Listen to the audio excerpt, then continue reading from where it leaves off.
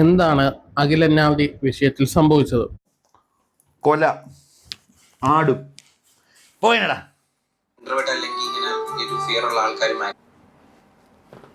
ഞാൻ ഈ വീഡിയോ കാണിച്ചതും ഞാൻ ഇവിടെ ഇങ്ങനൊരു വീഡിയോ ചെയ്യുന്നതും അവൻ ഒരു പാവമാണ്. അവൻ എൻ്റെ നാട്ടുകാരനായതുകൊണ്ടും കൂട്ടുകാരനായതുകൊണ്ടും ഞാൻ പറയുന്നില്ല. നമ്മളൊക്കെ പറയുന്ന വാക്കുകളൊക്കെ ഭയങ്കരമായിട്ട് അവന് കൊള്ളും. കാരണം അവൻ അത്ര വലിയ കഠിന ഹൃദയനൊന്നുമല്ല.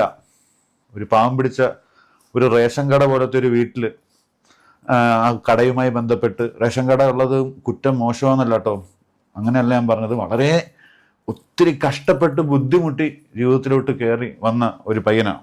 ഒരു വിവാഹം കഴിച്ചു. വിവാഹവും അങ്ങനത്തെ ബന്ധങ്ങളും അങ്ങനത്തെ റിലേഷൻഷിപ്പിൽ ഇപ്പം ഒരുപാട് വിഷയങ്ങളും പ്രശ്നങ്ങളും ഒക്കെ ഉണ്ടാവാം. ഡിവോഴ്സ്ഡ് ആവുന്നവരുണ്ടാവാം. അതൊന്നും പേഴ്സണൽ ലൈഫിലെ അല്ലെങ്കിൽ ഒരു മനുഷ്യന്റെ പ്രവൃത്തിയുമായിട്ടൊന്നും ഒരു ബന്ധമില്ലാത്ത അവരുടെ ഇടയിലുള്ള കാര്യങ്ങളാണ്. അതിനകത്ത് അവർക്ക് സ്വന്തമായിട്ട് രണ്ടുപേർക്കും തീരുമാനം എടുക്കാനുള്ള റൈറ്റ് ഉണ്ട്. അപ്പൊ അതുകൊണ്ടൊക്കെ ഉള്ള വിഷയങ്ങളായിരിക്കാം. നമ്മൾ ഒരാളെ കളിയാക്കി ഇങ്ങനത്തെ കാര്യത്തിനൊന്നും കളിയാക്കരുത്. ഭയങ്കര മോശമാണ്.